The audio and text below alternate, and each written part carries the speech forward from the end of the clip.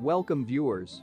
The Republican Party, sometimes also referred to as the GOP Grand Old Party, is one of the two major contemporary political parties in the United States, along with its main historic rival, the Democratic Party. In this video we will break it all down for you. But before we continue, please take a minute of your precious time to hit the subscribe button below and turn on the notification bell to get the latest update from us. It was founded on 20th March 1854 and has its contemporary headquarters in Washington, D.C., United States. The present leadership is Ronna McDaniel, chairwoman.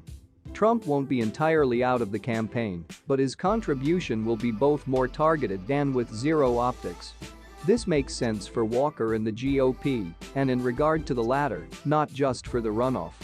Trump has defined himself of late almost entirely in the context of his 2020 election claims. So did the candidates he recruited, endorsed, and pushed in the midterms. Voters generally don't want to use elections to litigate such complaints, certainly not for a former president who was never very popular with the broader electorate in the first place. Walker wisely avoided that issue after the primaries, but the same can be said for some of the other Trump recruits, and they didn't win anyway. Walker came in second in Georgia as well and was only rescued by the state's requirement for 50% plus one vote majority for its statewide elections. He underperformed newly re-elected Governor Brian Kemp by over 200,000 votes in the midterm, while Raphael Warnock overperformed Stacey Abrams by 130,000 plus votes. The sharp difference in performance is either a reflection of candidate quality, the Trump effect, or both. The latter won't get any better after the Mar-a-Lago meeting with Holocaust denier Nick Fuentes, either, which may have something to do with the Walker campaign's late efforts to keep their distance. If so, however, what explains Trump's willingness to cooperate? It seems out of character for a figure who practically defines himself as the sine qua non of everything in which he participates.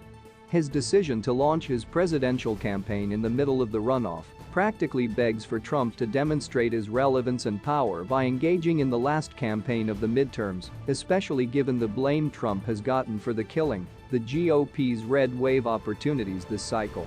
Midterm endorsements and surrogate support is how presidential primary contenders measure their impact and convince others to join. One has to wonder, though, whether Trump perceives the Georgia runoff as a trap. If Walker manages to eke out a win, Trump would have to split credit with Kemp, Ron DeSantis, and the other Republican surrogates who have already gone to bat for Walker in the runoff. If Trump holds a rally and Walker loses, Trump will get most of the blame again.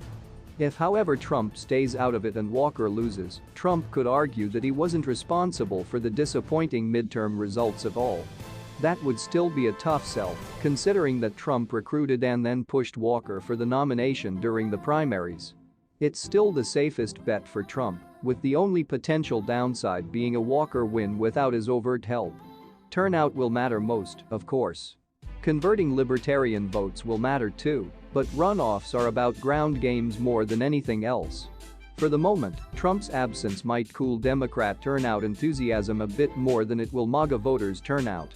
Regardless of all the 8D chess moves, Trump's distance still gives Walker his best shot at a win next Tuesday. We'll see if it's enough. Please, what is your take on this? And remember to subscribe as well. Thanks for watching.